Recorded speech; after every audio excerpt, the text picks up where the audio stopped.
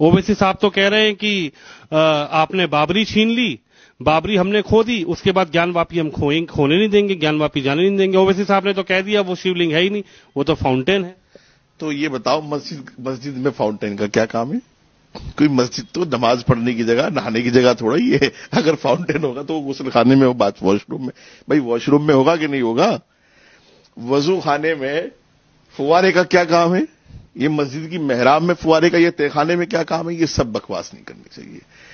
असदुद्दीन ओवैसी के जो फादर हैं, जिनको ये सालार कहते हैं, वो बाबरी मस्जिद के सौदागर हैं। ये बाबरी मस्जिद पे मगरमच्छ के आंसू बहा रहे हैं।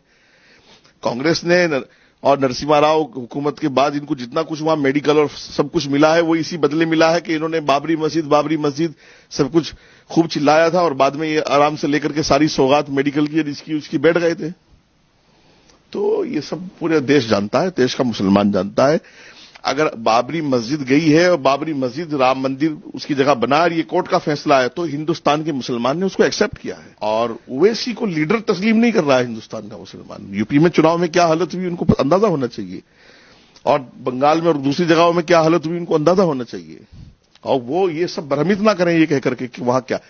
भाई कोर्ट की निगरानी में सर्वे हुआ, दोनों पक्ष के वकील थे, सब खुल करके सामने आ जाएगा कि वो शिवलिंग है कि फाउंटेन है। कहेंगे क्या ओवैसी साहब को ये इंतजार करना चाहिए कि कोर्ट क्या फैसला सुनाता है? देखिए, उनका ज्ञान जो है वो नफरत के काम आ रहा है।